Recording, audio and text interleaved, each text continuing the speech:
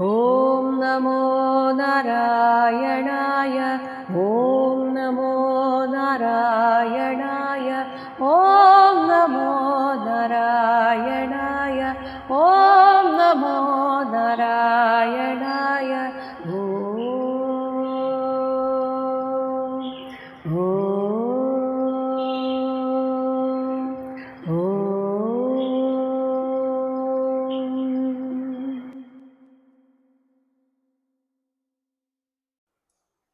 ശ്രീമദ് മഹാഭാഗവതം ഷഷ്ഠസ്കന്ധം അഷ്ടാദശോധ്യായഃ. 18ാമത്തെ അധ്യായത്തിൽ മുൻപ് പറഞ്ഞ് നിർത്തിയ ആ വംശപരമ്പര തുടർന്ന് പറയുകയാണ്. അതായത് അതിഥിയുടെ പുത്രന്മാരായ 12 ആദിത്യന്മാരിൽ 4ാമനായ ത്വഷ്ടാവിൻ്റെ മക്കളായിരുന്നു വിശ്വരൂപനും പിന്നീട് ജനിച്ച വൃത്രാസുരനും. ഈ വൃത്രാസുരന്റെ കഥ പറഞ്ഞ വേളയിൽ അത് ചിത്രകേതു ഉപാഖ്യാനത്തിലേക്ക് പോയി. അങ്ങനെ വീണ്ടും തിരിച്ച് അതിഥിയുടെ തന്നെ മറ്റ് പുത്രന്മാരുടെ വംശനിരൂപണം ആരംഭിക്കുകയാണ്. അതിലാണ് ഇന്ദ്രന്റെ സഹോദരങ്ങളായി മരുത്തുക്കൾ ഉദ്ഭവിച്ച കഥ പറയുന്നത്. ശ്രീശുക ഉവാച. 1ാമത്തെ ശ്ലോകം. കൃഷ്ണിഹീതു പത്നി സവിതുഃ സാവിത്രീം വ്യാഹൃതിം ത്രയീം അഗ്നിഹോത്രം പശും സോമം ചാതുർമാസ്യം മഹാമഖാൻ. സവിതുഃ സവിതാവെന്ന ആദിത്യന്റെ പത്നി ഭാര്യയായ കൃഷ്ണിഹീതു കൃഷ്ണിയാകട്ടെ സാവിത്രീം അതായത് ഗായത്രി മന്ത്രം, സവിതൃ ദേവതാത്മകമായ ഗായത്രി മന്ത്രത്തെയും എന്ന് വെച്ചാൽ ഇവിടെ മന്ത്രത്തെ ജനിപ്പിച്ചു എന്നല്ല, അതിൻ്റെയൊക്കെ ദേവതാ സ്വരൂപങ്ങളെ ജനിപ്പിച്ചു എന്നാണ് അർത്ഥമാക്കുന്നത്. അപ്പോൾ വ്യാഹൃതിയും, അതിലെ വ്യാഹൃതി എന്ന് പറയുന്നത് ഭൂർഭുവ സ്വഹ എന്നതാണ് അതിൻ്റെ വ്യാഹൃതി. ത്രയീം എന്നാൽ 3 വേദങ്ങൾ, അഗ്നിഹോത്രം എന്ന ആ യാഗം, പശും എന്നാൽ പശുമേധം, സോമം സോമയാഗം, ചാതുർമാസ്യം 4 മാസത്തെ അവധി വെച്ച് നടത്തുന്ന ഒരു പ്രത്യേക ഇഷ്ടിവിശേഷമായ ചാതുർമാസ്യം, മഹാമഖാൻ ഗൃഹസ്ഥർ അനുദിനം അനുഷ്ഠിക്കേണ്ട 5 മഹായജ്ഞങ്ങൾ, ഇവയെല്ലാം പ്രാസൂത ജനിപ്പിച്ചു എന്ന് വെച്ചാൽ ഇവയുടെയൊക്കെ അധിഷ്ഠാന ദേവതകൾ ഉണ്ടായത് ആദിത്യന്റെ ഭാര്യയായ കൃഷ്ണിയിൽ നിന്നാണ്. അതായത് ആദിത്യനും കൃഷ്ണിക്കും കൂടെയാണ് ഈ അധിഷ്ഠാന ദേവതകൾ ജനിച്ചത്. 12 ആദിത്യന്മാരിൽ അടുത്ത ആദിത്യന്റെ പേരാണ് ഭഗൻ. 2ാമത്തെ ശ്ലോകം. ആ ഭഗന്റെ വംശപരമ്പരയെ പറയുന്നു. സിദ്ധിഹി ഭഗസ്യ ഭാര്യ അംഗ മഹിമാനം വിഭും പ്രഭും ആശിഷം ച വരാരോഹാം കന്യാം പ്രാസൂത സൂറതാം. ഹേ അംഗ, പരീക്ഷിത്തെ, ഭഗസ്യ ഭഗൻ എന്ന ആദിത്യന്റെ ഭാര്യയായ സിദ്ധി എന്നവൾ മഹിമാനം മഹിമാവിനെയും വിഭും പ്രഭും വിഭുവേയും പ്രഭുവിനെയും വരാരോഹാം അതിവിശിഷ്ടയും സുവ്രതാം വ്രതശുദ്ധിയുള്ളവളും ആയിട്ടുള്ള ആശിസ് എന്ന കന്യാംശ കന്യകയെയും പ്രസവിച്ചു. ഇതൊക്കെ തന്നെ ഈ സിദ്ധിയെയാണ് പറയുന്നത്. ഒപ്പം ആ സിദ്ധി നമുക്ക് വരുമ്പോൾ പ്രഭുത്വമുണ്ടാകുന്നു, വിഭുത്വമുണ്ടാകുന്നു, ഒപ്പം ആശിസ് പ്രശസ്തി ഉണ്ടാകുന്നു. ഇതൊക്കെയാണ് അതിൻ്റെ ഒരു ആന്തരികമായ അർത്ഥം. ഇനി അടുത്ത ആദിത്യന്റെ പേരാണ് ധാത. 3ാമത്തെ ശ്ലോകം. ധാതുഹു കുഹൂഹു സിനീവാലി രാക ച അനുമതി തഥാ സായം ദർശം അധ പ്രാതഃ പൂർണമാസം അനുക്രമാത്. ധാതുഹു ധാതാവ് എന്ന ആദിത്യന് കുഹു എന്നും സീനിവാലി എന്നും രാക എന്നും തഥാച അതുപോലെ അനുമതി, ഇങ്ങനെ 4 ഭാര്യമാരാണ് ധാതാവ് എന്ന ആദിത്യനുണ്ടായിരുന്നത്. അവരിൽ നിന്ന് അനുക്രമാത് ക്രമമായി സായംകാലത്തെയും ദർശത്തെയും പ്രാതഃകാലത്തെയും പൂർണമാസത്തെയും പ്രാസൂത ജനിപ്പിച്ചു.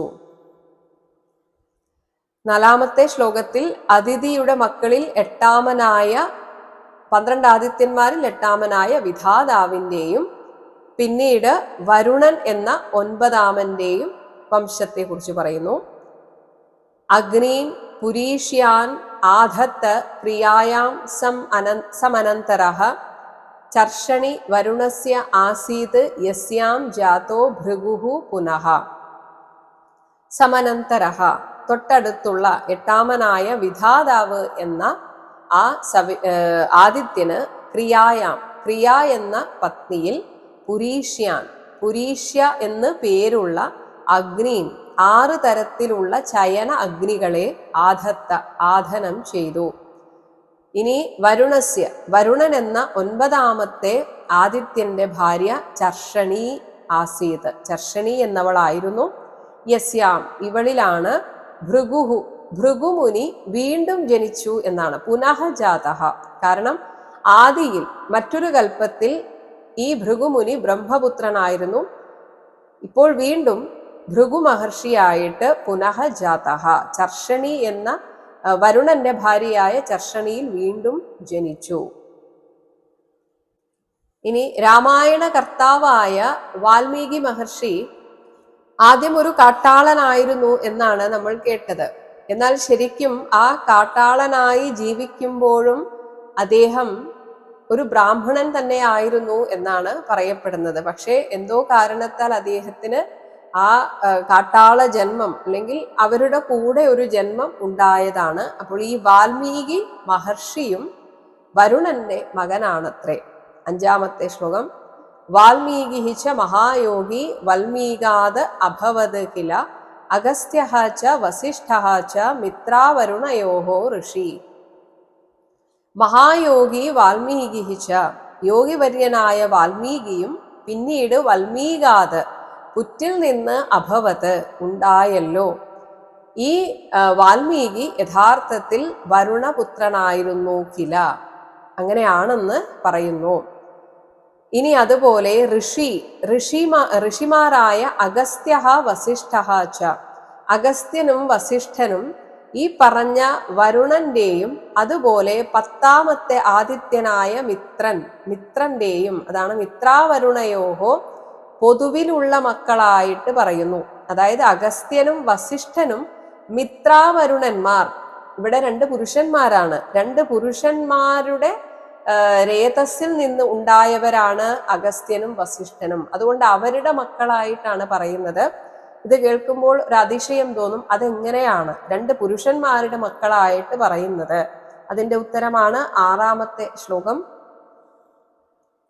അപ്പോൾ ഈ മിത്രാവരുണന്മാർ ഒരിക്കൽ ഉർവശിയെ കണ്ടപ്പോൾ ഉള്ളിൽ കാമവികാരം ഉണർന്നിട്ട് അവരുടെ രേതസ് സ്ഖലിച്ചു പോയപ്പോൾ അത് അവർ ഒരു കുടത്തിൽ നിക്ഷേപിച്ചു. അതിൽ നിന്ന് ഉണ്ടായ മക്കളാണ് അഗസ്ത്യനും വസിഷ്ഠനും. അതിൽ അഗസ്ത്യനെ മാത്രമായിട്ടാണ് കുംഭോദ്ഭവൻ എന്ന് വിളിക്കാറ്, അതായത് കുംഭത്തിൽ നിന്നും ജനിച്ചവൻ. അതാണ് 6ാമത്തെ ശ്ലോകം. രേതഃ ശിശിചതുഃ കുംഭേ ഉർവശ്യാഃ സന്നിധൗ ദ്രുതം രേവത്യാം മിത്ര ഉത്സർഗം അരിഷ്ടം പിപ്പലം യഥാത്. ഉർവശ്യാഃ സന്നിധൗ, ഉർവശിയുടെ സന്നിധിയിൽ വെച്ച് ദ്രുതം സ്ഖലിച്ചുപോയ രേതഃ, രേതസ്സിനെ ഇവർ 2 പേരും കുംഭേ, മിത്രനും വരുണനും ഒരു കുടത്തിൽ ശിശിചതുഹു ഒരുമിച്ച് അർപ്പിച്ചു. അതുകൊണ്ടാണ് ഇന്നയാളുടെ മകൻ എന്ന് പറയാൻ പറ്റാത്തത്, 2 പേരുടെയും ആയിട്ട് പറയുന്നു. അതേസമയം രേവതി എന്നൊരു ഭാര്യ മിത്രന് ഉണ്ടായിരുന്നു. ആ രേവത്യാം, രേവതി എന്ന സ്വപത്നിയിൽ ഉത്സർഗം അരിഷ്ടം പിപ്പലം, ഉത്സർഗൻ അരിഷ്ടൻ പിപ്പലൻ എന്നീ ഋഷിമാരെയും വ്യഥാത് ഉത്പാദിപ്പിച്ചു. ഇനി 11ാമത്തെ അതിഥിപുത്രൻ അഥവാ ആദിത്യനാണ് ഇന്ദ്രൻ.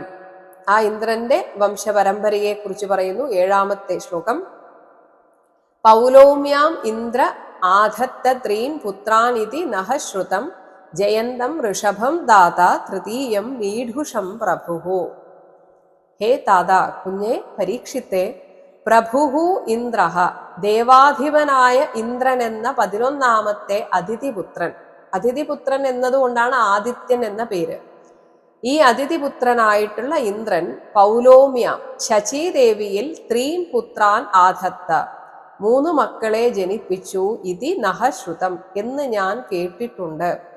ജയന്തം ഋഷഭം തൃതീയം മീഢുഷം. ജയന്തൻ, ഋഷഭൻ, പിന്നെ മൂന്നാമനായിട്ട് മീഢുസിനെയും ഇങ്ങനെ ഞാൻ കേട്ടിട്ടുണ്ട് എന്ന് ശുകബ്രഹ്മർഷി പറയുകയാണ്. ഇനി 12ാമത്തെ അതിഥിപുത്രനായിരുന്നു വാമനരൂപം. അതാണ് 8ാമത്തെ ശ്ലോകം. ഉരുക്രമസ്യ ദേവസ്യ മായാ വാമനരൂപിണഃ കീർത്തൗ പത്ന്യാം ബൃഹശ്ലോകഃ തസ്യ ആസൻ സൗഭഗാദയഃ. ഉരുക്രമസ്യ, ഉരുക്രമൻ എന്ന പേരിൽ 12ാമത്തെ അതിഥിപുത്രനായിട്ട് മായാവാമനരൂപിണഃ, മായാബലത്താൽ വാമനരൂപം ധരിച്ച ദേവസ്യ, ആ ഭഗവാന്, കീർത്തൗ, കീർത്തി എന്ന പത്നിയാം, പത്നിയിൽ, ബൃഹശ്ലോകഃ, ബൃഹശ്ലോകൻ എന്ന പുത്രനും, തസ്യ അവന്, സൗഭഗാദയഃ, സൗഭഗാദികളായ പുത്രന്മാരും ആസൻ ഉണ്ടായിരുന്നു. അപ്പോൾ വാമനമൂർത്തിയുടെ കാര്യം തൽക്കാലം ഇവിടെ പറഞ്ഞ് നിർത്തുകയാണ്. ഇനി വിശദമായിട്ട് മറ്റൊരവസരത്തിൽ പറയാം എന്നും ഇവിടെ സൂചിപ്പിക്കുന്നു. 9ാമത്തെ ശ്ലോകം. തത് കർമ്മഗുണവീര്യാണി കാശ്യപസ്യ മഹാത്മനഃ പശ്ചാതു വക്ഷ്യാമഹേ അദിത്യാം യഥാ ഏവ അവതതാരഃ. കാശ്യപസ്യ, കശ്യപപുത്രനായി ജനിച്ച മഹാത്മനഃ, ആ അവതാരപുത്രനായിട്ടുള്ള ഭഗവാന്റെ, തത്കർമ്മ ഗുണവീര്യാണി, പ്രസിദ്ധി ആർജിച്ച പ്രവൃത്തികളും ഗുണങ്ങളും പരാക്രമങ്ങളും, അതുപോലെ എന്തുകൊണ്ട് അതിഥ്യാം, അതിഥിയിൽ, യഥായേവ, യാതൊരു വിധത്തിൽ ഭഗവാൻ അവതതാര, അവതരിച്ചുവോ, ഹ, ആ ആശ്ചര്യകരമായ കാര്യത്തെ, പശ്ചാത് വക്ഷ്യാമഹേ, പിന്നീട് ഞാൻ വിസ്തരിച്ച് പറഞ്ഞു തരാം. ഇപ്പോൾ പറഞ്ഞുകൊണ്ടിരുന്നത് കശ്യപന്റെ ഭാര്യയായ അതിഥിയിലുണ്ടായ 12 ആദിത്യന്മാരുടെ വംശപരമ്പരയാണ്. ഇനി ഇതേ കശ്യപനുണ്ടായ മറ്റൊരു ഭാര്യയായിരുന്നു ദിതി. ആ ദിതിയിൽ നിന്ന് ഉണ്ടായ മക്കളെ കുറിച്ച് പറയാം. 10ാമത്തെ ശ്ലോകം. അഥ കശ്യപദായാദാൻ ദൈതേയാൻ കീർത്തയാമി തേ യത്ര ഭാഗവതഃ ശ്രീമാൻ പ്രഹ്ലാദോ ബലിഹി ഏവച. അഥ ഇനി, കശ്യപദായാദാൻ, കശ്യപ പ്രജാപതിയുടെ പുത്രന്മാരായ ദൈതേയാൻ, ദിതിയുടെ സന്താനങ്ങളെ കുറിച്ച്, തേ കീർത്തയാമി, അങ്ങേക്ക് ഞാൻ വിവരിച്ചു തരാം. യത്ര, ഈ ഒരു പരമ്പരയിലായിരുന്നു, സന്താന പരമ്പരയിലായിരുന്നു, ഭാഗവതഃ ശ്രീമാൻ പ്രഹ്ലാദഃ, ഭഗവത് ഭക്തനും മഹാത്മ്യശാലിയുമായ പ്രഹ്ലാദനും, ബലിഹി ഏവച, മഹാബലിയും ഉണ്ടായത്. ദേവന്മാരിൽ മാത്രമല്ല അസുരന്മാരിൽ നിന്നും, ആ അസുര സന്താന പരമ്പരയിൽ നിന്നും ഭഗവാന്റെ ഭക്തന്മാരുണ്ടായിട്ടുണ്ട് എന്ന് ഇവിടെ സൂചിപ്പിച്ചു വെച്ചു. 11ാമത്തെ ശ്ലോകം. ദിതേഹേ ദ്വൗ ഏവ ദായാദൗ ദൈത്യദാനവ വന്ദിതൗ ഹിരണ്യകശിപുഃ നാമ ഹിരണ്യാക്ഷഃ ച കീർത്തിതൗ. ദിതേഹേ, ദിതിയുടെ ദായാദൗ, പുത്രന്മാർ, ദ്വൗ ഏവ, 2 പേർ മാത്രമായിരുന്നു. അവർ ദൈത്യദാനവ വന്ദിതൗ, ദിതിവംശജരും ധനുവംശജരുമായ എല്ലാ അസുരന്മാരാലും വന്ദിക്കപ്പെട്ട ഹിരണ്യകശിപുഃ ഹിരണ്യാക്ഷഃ, ഹിരണ്യകശിപുവെന്നും ഹിരണ്യാക്ഷനെന്നും പേരായ ഇവരെ, ഈ 2 പേരെ കുറിച്ച് കീർത്തിതൗ, മുൻപ് പറഞ്ഞു കഴിഞ്ഞതാണ്. അതിൽ ഹിരണ്യാക്ഷന്റെ കാര്യം വിശദമായി പറഞ്ഞു, ഹിരണ്യകശിപുവിനെ കുറിച്ച് ഒന്ന് പ്രസ്താവിച്ചു പോയി, ഒന്ന് പറഞ്ഞു പോവുകയാണ് ചെയ്തത്. ഇനി ഈ ഹിരണ്യകശിപുവിൽ നിന്നുണ്ടായ ആ വംശത്തെ കുറിച്ച് പറയുന്നു. 12ാമത്തെ ശ്ലോകം. ഹിരണ്യകശിപോഹോ ഭാര്യ കയാധുഃ നാമ ദാനവി ജംഭസ്യ തനയാ ദത്താ സുഷുവേ ചതുരഃ സുതാൻ. ഹിരണ്യകശിപോഹോ, ഹിരണ്യകശിപുവിന്റെ ഭാര്യ കയാധുഃ നാമ, കയാധു എന്ന് പേരുള്ള ദാനവി, ദാനവ സ്ത്രീയായിരുന്നു. ഈ കയാധു ജംഭസ്യ തനയ, ജംഭൻ എന്ന അസുരന്റെ പുത്രിയായിരുന്നു. ആ പുത്രിയെ ദത്ത, ഹിരണ്യകശിപുവിന് വിവാഹം കഴിച്ചു കൊടുക്കപ്പെട്ടവൾ ആണ്. ഇങ്ങനെയുള്ള അവൾ ചതുരഹ സുതാൻ 4 മക്കളെ സുഷുവേ പ്രസവിച്ചു.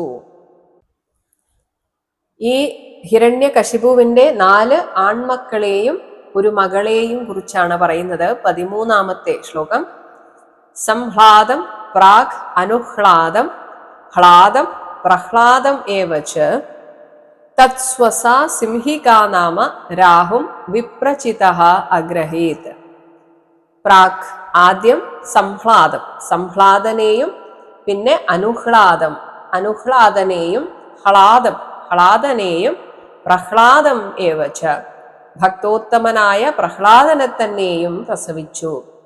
ഇനി ഈ 4 ആൺമക്കളെ കൂടാതെ അവർക്കൊരു മകളും ഉണ്ടായിരുന്നു. അപ്പോൾ ഈ 4 ആൺമക്കളുടെ തത്സ്വസ ഇവരുടെ സഹോദരിയായ സിംഹിക നാമ, സിംഹിക എന്നവൾ വിപ്രചിത, അവൾ വിവാഹം ചെയ്തത് വിപ്രചിത്തി എന്ന അസുരനെയാണ്.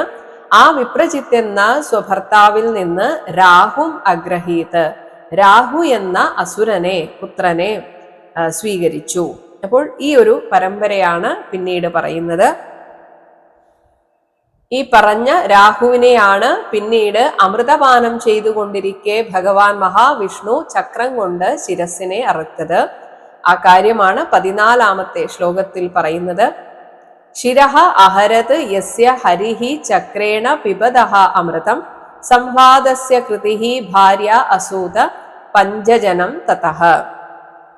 യസ്യ യാതൊരു രാഹു അമൃതം പിബതഃ അമൃതത്തെ പാനം ചെയ്തുകൊണ്ടിരിക്കെ ഹരിഹി സാക്ഷാൽ മഹാവിഷ്ണു ചക്രേണ സുദർശന ചക്രം കൊണ്ട് ശിരഹ അഹരത് അവന്റെ തലയെ അറുത്തുവിട്ടു. ഇനി പറയുന്ന അടുത്ത ഒരു വംശം സംഹ്ലാദൻ.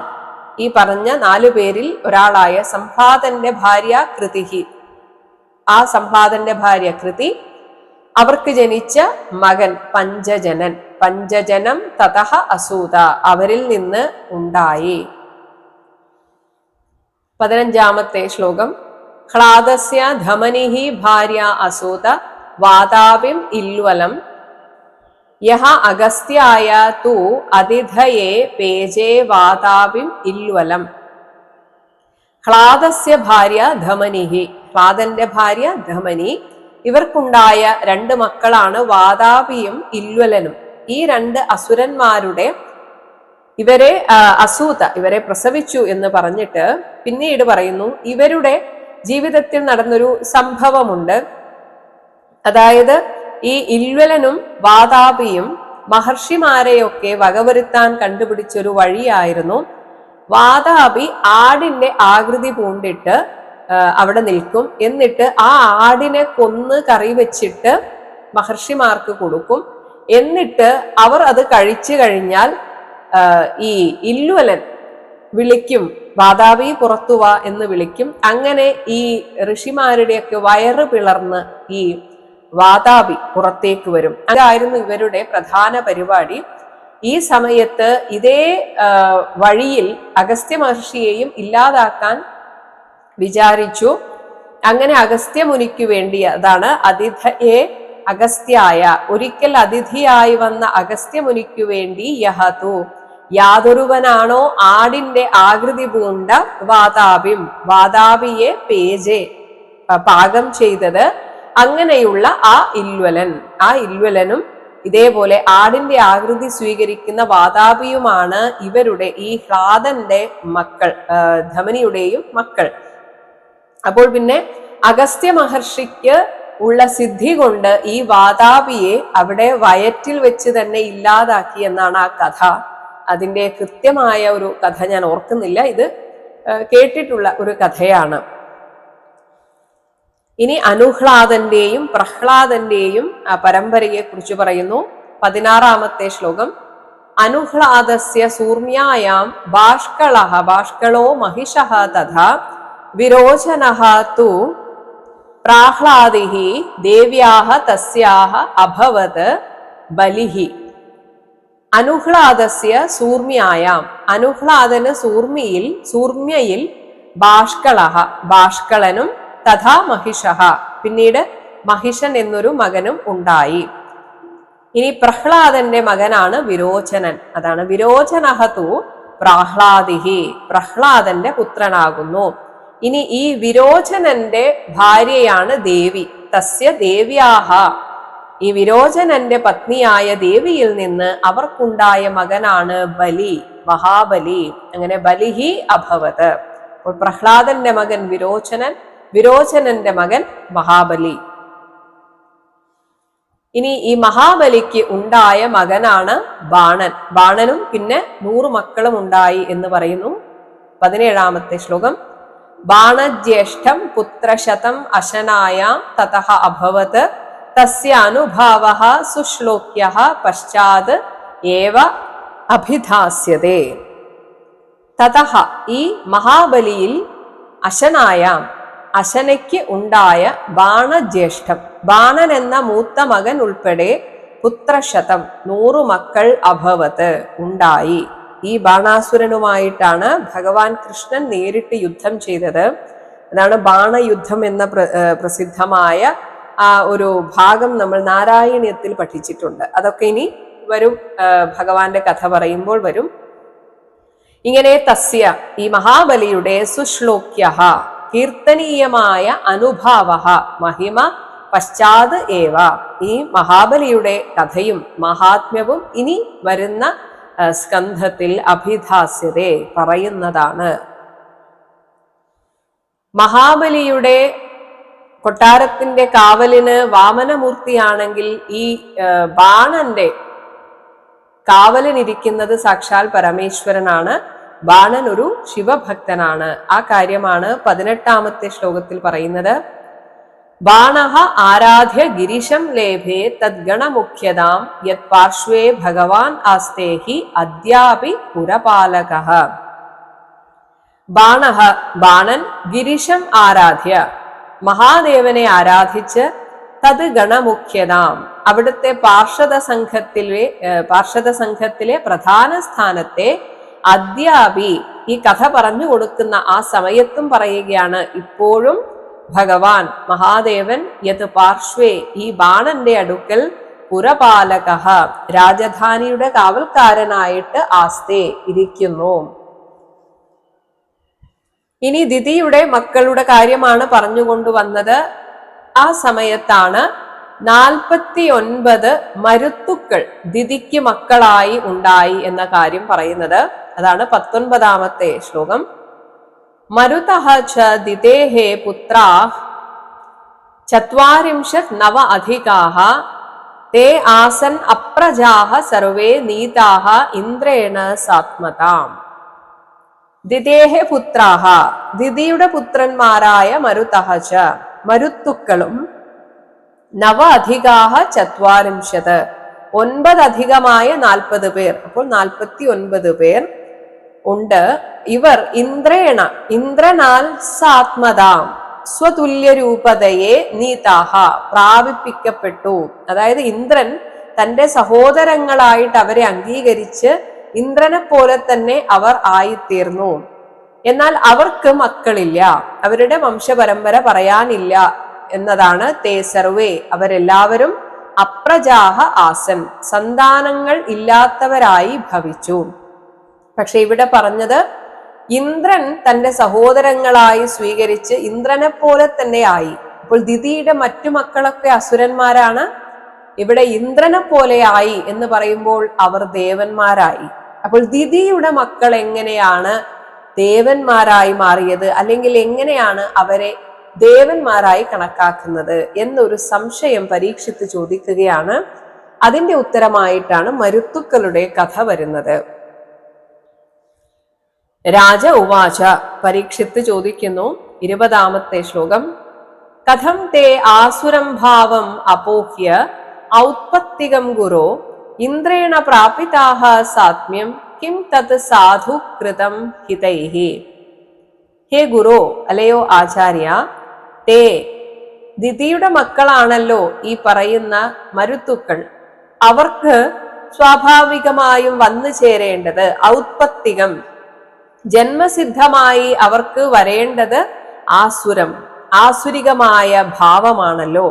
അങ്ങനെയുള്ള ആ ആസുരം ഭാവം അപോഹ്യ, അതിനെ നീക്കം ചെയ്തിട്ട് ഇന്ദ്രേണ ദേവേന്ദ്രനാൽ സാത്മ്യം, തന്റെ ആ തുല്യരൂപത്തെ അഥവാ ദേവത്വത്തെ കഥം പ്രാപിതാഹ, എങ്ങനെ കൊടുക്കപ്പെട്ടു, അങ്ങനെ ഒരു ദേവത്വം പ്രാപിക്കാൻ മാത്രം തൈഹീകൃതം, അവരാൽ ചെയ്യപ്പെട്ട തത് സാധു, ആ പുണ്യകർമ്മം കിം ഹി, എന്താണ്, അതറിയാൻ താല്പര്യമുണ്ട്.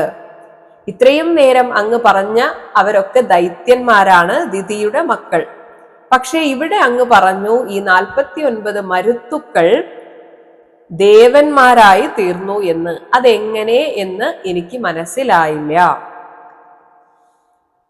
അപ്പോൾ പരീക്ഷിത്ത് പറയുന്നു, ഈ സംശയം തീർച്ചയായും എനിക്ക് മാത്രമായിരിക്കില്ല, ഇവിടെ കഥ കേട്ടുകൊണ്ടിരിക്കുന്ന ഇവർക്കൊക്കെ ഉണ്ടാകും എന്ന് പറയുന്നു. 21-ാമത്തെ ശ്ലോകം.